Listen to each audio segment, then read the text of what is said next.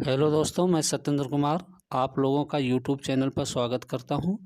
आप लोगों के सामने भौतिक विज्ञान के कुछ क्वेश्चन लेकर आए हैं जो लगभग सभी परीक्षाओं में पूछे जाते हैं।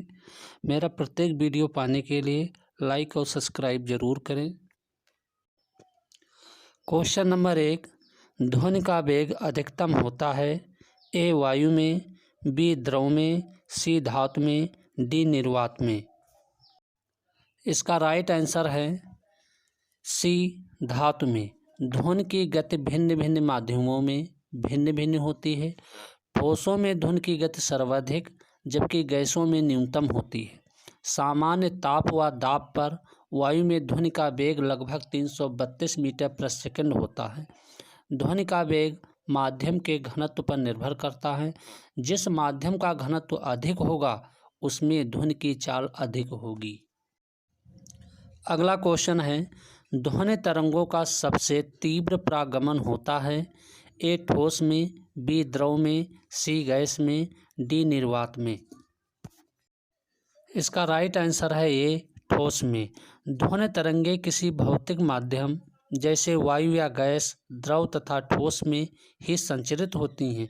विभिन्न माध्यमों में ध्वनि की चाल भिन्न भिन्न होती है।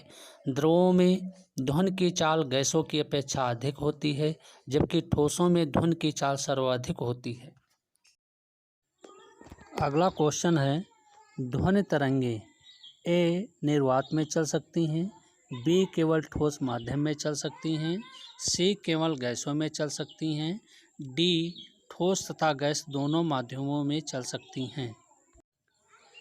इसका राइट आंसर है डी ठोस तथा गैस दोनों माध्यमों में चल सकती हैं।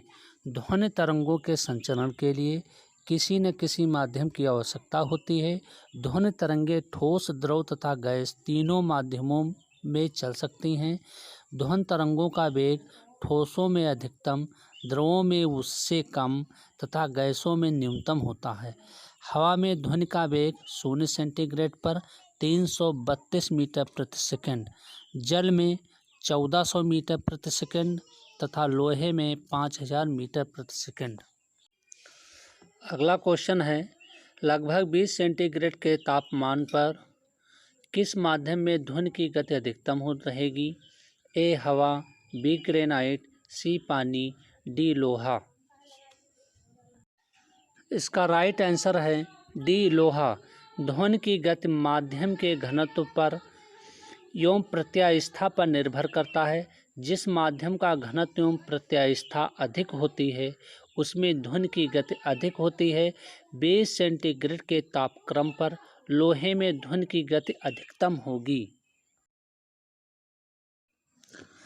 अगला क्वेश्चन है, स्पष्ट रूप से प्रतिध्वनि सुनने के लिए परावर्तित सतह और सुनने वाले के मध्य कम से कम दूरी होनी चाहिए। वह है 165 फीट, 165 मीटर, 16.5 फीट, 16.5 मीटर। इसका राइट आंसर है डी 16.5 मीटर। जब कोई ध्वनि होती है तो उसकी संवेदना हमारे दिमाग में 1/10 सेकंड तक बनी रहती है।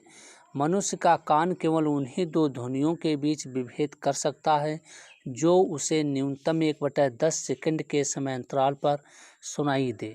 अतः प्रतिध्वनि सुनाई देने के लिए यह आवश्यक है कि किसी स्रोत से उत्पन्न ध्वनि आगे जाकर किसी वस्तु से टकराकर कम से कम 1/10 सेकंड में स्रोत के पास वापस लौटे। अगला क्वेश्चन है, ध्वनि का वायु में वेग अनुमानता है ए 10 किलोमीटर प्रति सेकंड, बी 10 मील प्रति मिनट, सी 330 मीटर प्रति सेकंड, डी 232 मीटर प्रति सेकंड। इसका राइट आंसर है सी 330 मीटर प्रति सेकंड। अगला क्वेश्चन है, चंद्रमा के धरातल पर दो व्यक्ति एक दूसरे की बात नहीं सुन सकते हैं क्योंकि ए चंद्रमा पर उनके कान काम करना बंद कर देते हैं, बी चंद्रमा पर वायुमंडल नहीं है, सी चंद्रमा पर वे विशेष प्रकार के अंतरिक्ष सूट पहने रहते हैं, डी चंद्रमा पर ध्वनि बहुत ही मंद गति से चल सकती है। इसका राइट आंसर है बी, चंद्रमा पर वायुमंडल नहीं है।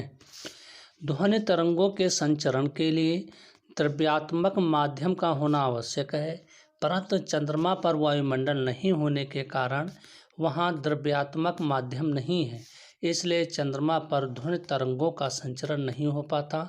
फलतः चंद्रमा के धरातल पर दो व्यक्ति एक दूसरे की बात नहीं सुन सकते हैं।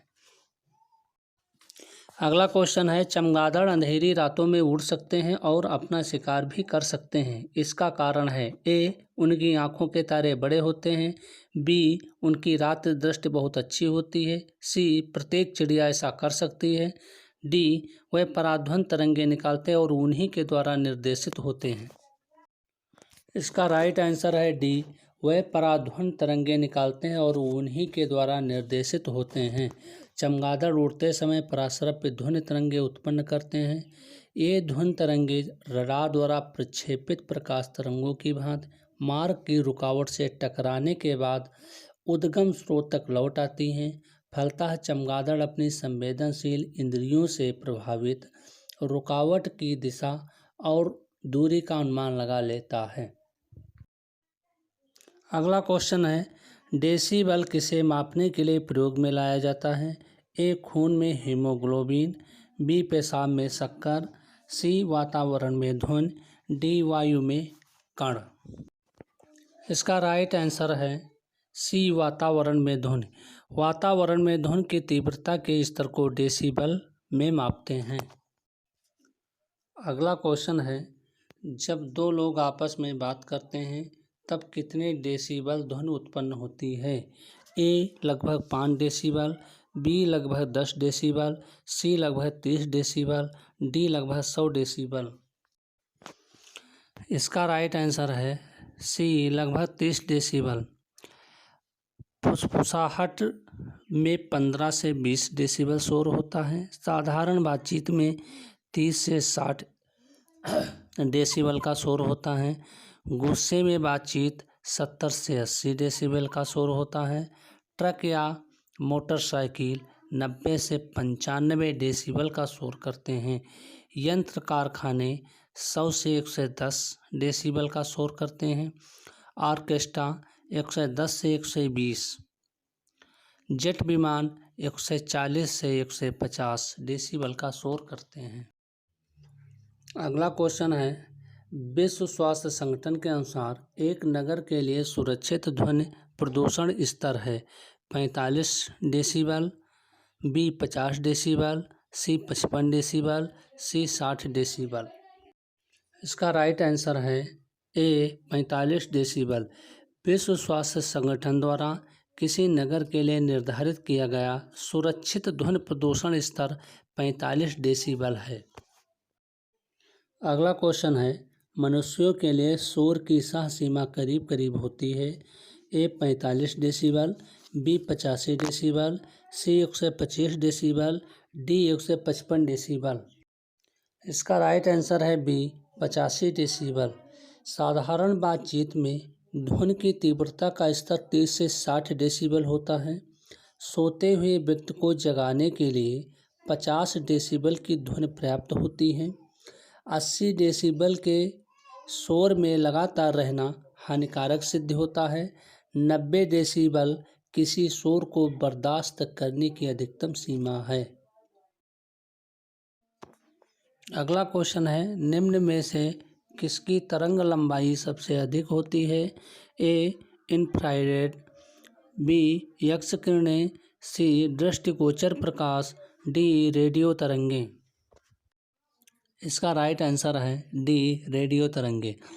विद्युत चुम्बकीय स्पेक्ट्रम में शामिल विभिन्न विकिरणों का तरंग दैर्घ्य के संदर्भ में अवरोही क्रम इस प्रकार है: रेडियो तरंगे, फिर माइक्रोवेव, फिर अवरक्त विकिरण, फिर दृश्य प्रकाश, फिर पराबैंगनी विकिरण, फिर एक्स किरण, गामा किरण। स्पष्ट है कि रेडियो तरंगों की तरंग दैर्घ्य सर्वाधिक तथा गामा किरणों की तरंग दैर्घ्य न्यूनतम होती है। अगला क्वेश्चन है, दूरदर्शन प्रसारण में चित्र संदेशों का संचरण होता है।